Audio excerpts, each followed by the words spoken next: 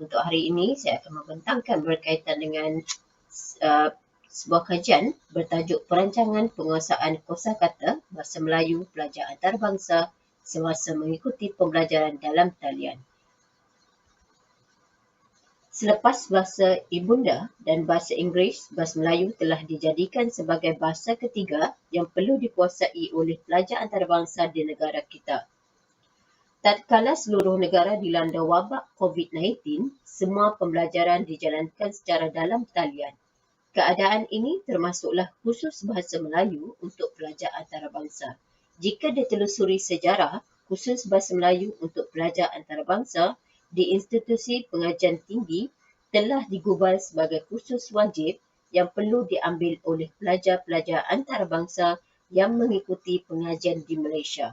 Hal ini bersandarkan Akta Pendidikan Tinggi Swasta 1996 yang mewajibkan pelajar antarabangsa untuk mengambil kursus bahasa Melayu sebagai salah satu syarat pengijazahan.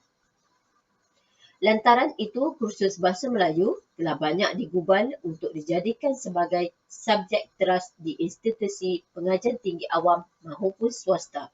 Apabila COVID-19 melanda dunia, pelbagai sektor turut menerima kesan. Antaranya sektor pendidikan pada semua peringkat. Di institut pengajian tinggi, kebanyakan kuliah dijalankan secara dalam talian. Kesan daripada Perintah Kawalan Pergerakan PKP yang diumumkan oleh pentadbir negara untuk mengekang penularan wabak ini.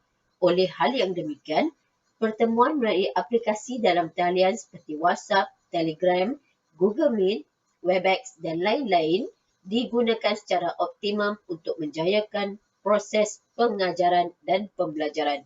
Walau bagaimanapun, dalam menjayakan proses pengajaran dan pembelajaran ini, aspek perancangan dan penyusunan strategi perlu diambil kira untuk mengenal pasti keberkesanan strategi yang dijalankan. Hakikatnya, PKP kepada pendidikan memberi impak dari segi pemilihan, perancangan, pemprosesan, pemahaman dan usaha yang berterusan bagi sesebuah pengajaran. Para pensyarah selaku tenaga pengajar maupun pelajar berusaha memberikan yang terbaik kepada proses ini untuk menjalankan pembelajaran dalam talian. Pertemuan secara visual ini perlu dimanfaatkan pelajar untuk mengenali guru mata pelajaran dan bertanya secara langsung kepada guru tersebut.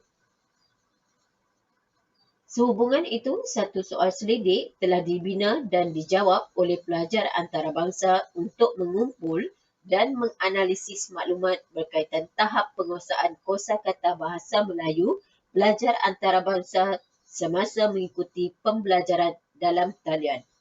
Kajian ini dilihat dari permasalahan berikut. Yang pertama, berlakunya keciciran dalam pembelajaran. Semasa pandemik COVID-19 melanda dunia, sektor pendidikan turut menerima kesannya. Pelbagai usaha yang dijalankan untuk memastikan pembelajaran dapat diteruskan. Inisiatif untuk menjalankan pembelajaran dalam talian merupakan inisiatif yang terbaik untuk mengelakkan berlakunya keciciran dalam pembelajaran. Walau bagaimanapun, dalam mendepani suasana mencabar ini, terdapat pelbagai perancangan yang perlu dilakukan oleh pelajar sewaktu menjalani pembelajaran dalam talian. Hal ini termasuklah dengan permasalahan yang timbul akibat pembelajaran dalam talian ini. Tambahan pula, pelajar yang mengikuti kursus ini merupakan penutur bahasa asing. Pelajar mengalami kekangan dari segi aspek komunikasi dengan persekitaran, yakni keperluan bertutur dengan penutur jati atau penutur tempatan. Hal ini bertepatan dengan kajian yang dilakukan oleh Nurul Syahidah Jamil 2017 dengan mengutarakan permasalahan kebimbangan dalam kalangan penutur asing untuk mempelajari bahasa Melayu. Kebimbangan ini berlaku akibat daripada tiada penutur jati yang boleh berkomunikasi dengan penutur asing yang mempelajari bahasa Melayu. Dan seterusnya, penggunaan kosakata yang dipilih akan menjadi salah dari segi sebutan dan penggunaan. Selain itu, pembelajaran dalam talian menimbulkan permasalahan dari segi memberi fokus dalam kuliah, iaitu secara dalam talian. Hal ini disebabkan oleh persekitaran tidak dapat membantu dari segi komunikasi secara dua hala. Di samping itu, masalah yang timbul akan memberi kesan kepada persiapan tugasan yang diberikan oleh pensyarah. Justru itu, penggunaan Google Translate akan menjadi keutamaan pelajar untuk memahami dan mencari jalan singkat untuk menyelesaikan tugasan tanpa mengetahui struktur dan makna ayat yang dicari adalah salah. Oleh hal yang demikian, bagi memastikan penguasaan bahasa Melayu ini terus terlaksana, pelajar antarabangsa perlu memainkan peranan penting dalam pelbagai aspek perancangan dan pelaksanaan untuk menguasai kosakata bahasa Melayu. Kajian ini dijalankan untuk mencapai objektif berikut. Yang pertama, mengenal pasti pelaksanaan pembelajaran bahasa Melayu dalam talian terhadap pelajar antarabangsa. Yang kedua, menganalisis strategi pembelajaran bahasa Melayu dalam talian terhadap pelajar antarabangsa. Yang ketiga, meneliti cabaran pembelajaran bahasa Melayu. Dan yang keempat, meninjau terdapat hubungan signifikan antara pelaksanaan dan strategi pembelajaran bahasa Melayu dalam talian. Seterusnya, kita akan pergi kepada kajian berkaitan dengan responden. Kajian mendapati maklumat berkaitan demografi terdiri daripada responden jantina lelaki sebanyak 58% penyertaan dan juga perempuan 47% penyertaan. Maklumat berkaitan umur pula, responden yang menjawab paling tinggi berumur dalam lingkungan 20 tahun sehingga 30 tahun iaitu sebanyak 58% dan tiada respon dalam lingkungan umur 41 tahun dan ke atas. Maklumat juga memerlukan jawapan berkaitan dengan negara asal responden. Peratus tertinggi yang menjawab dari negara China iaitu sebanyak 57% dan bilangan rendah dari negara-negara lain adalah sebanyak 1%.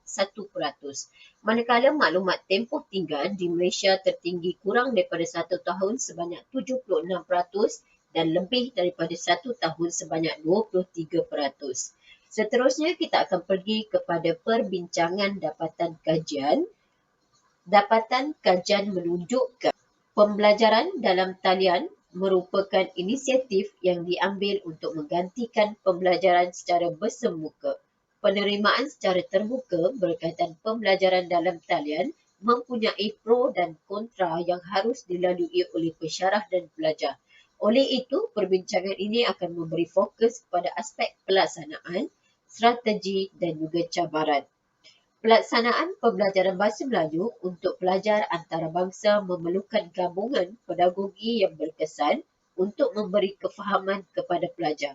Dalam konteks pengajaran, pengajar diminta untuk memulakan dengan set induksi supaya berlakunya permulaan bagi setiap pengajaran disertakan dengan ucap selamat.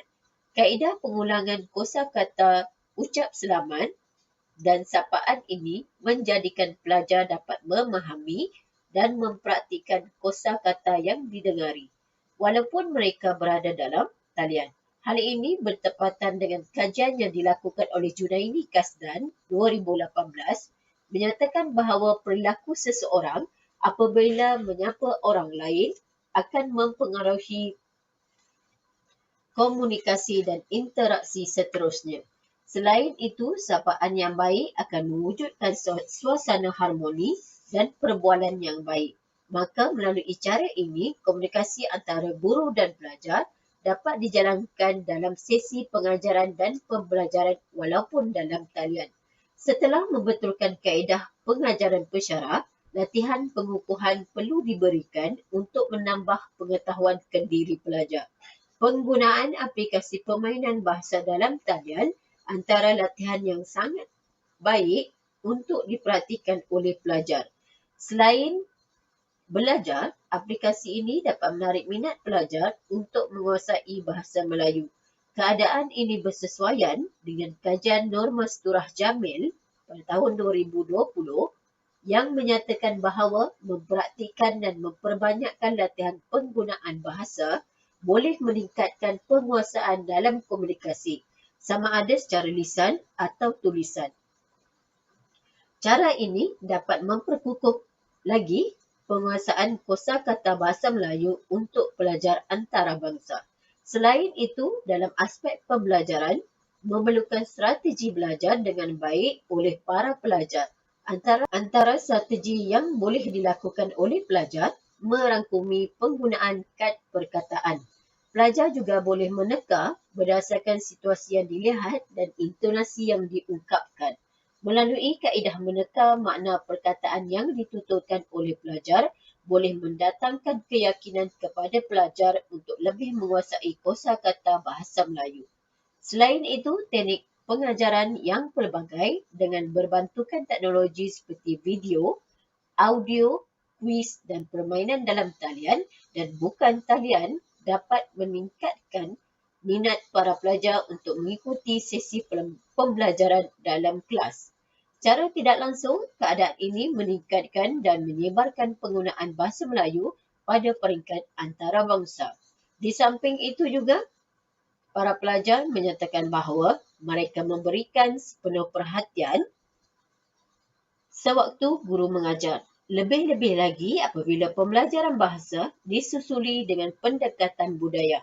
Perkara ini perlu seiring supaya pelajar asing dapat mengenali dan memahami budaya Melayu.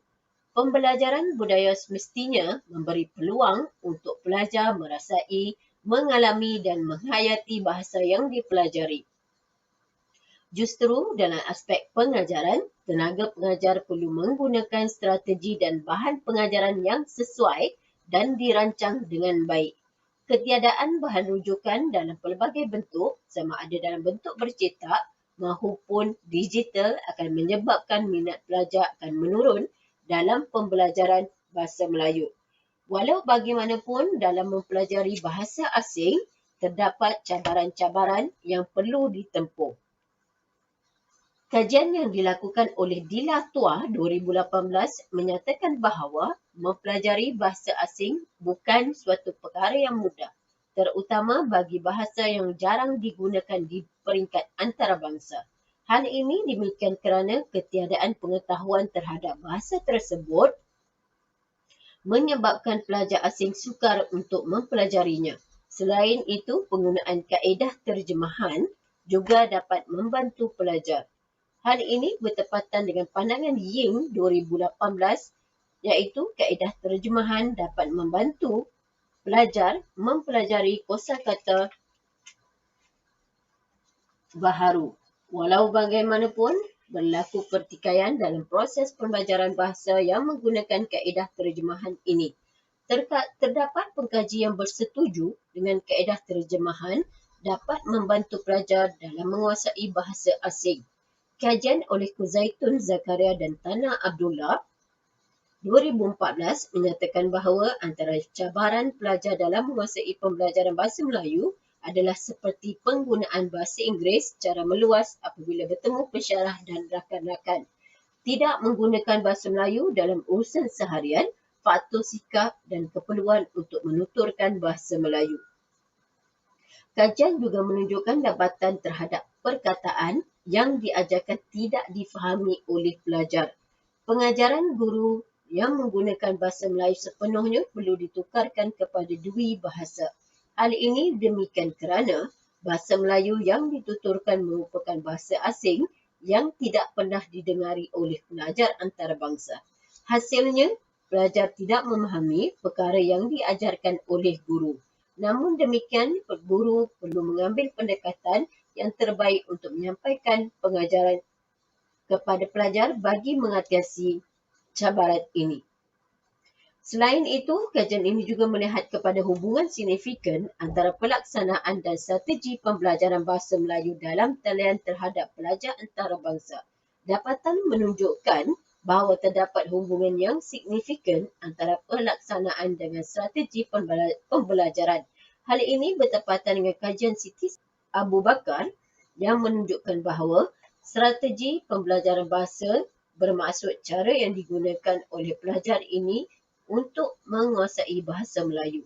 Strategi ini berbeza antara individu dengan melihat kepada aspek umur, motivasi, kebolehan dan gaya pembelajaran. Sebagai kesimpulannya, penguasaan bahasa Melayu dalam kalangan pelajar antarabangsa memerlukan perancangan yang teliti, terutama semasa mengikuti pembelajaran dalam talian. Perancangan yang efisien akan memacu pelaksanaan pembelajaran yang terbaik. Perkara ini seiring dengan cabaran-cabaran yang perlu ditempuh oleh pelajar antarabangsa dalam menguasai kosakata bahasa Melayu. Justru para pengajar subjek bahasa Melayu untuk pelajar antarabangsa adalah sentiasa peka serta mengadaptasi persekitaran dengan kondisi pelajar agar penguasaan bahasa Melayu dapat dilakukan secara optimal. Sekian, terima kasih.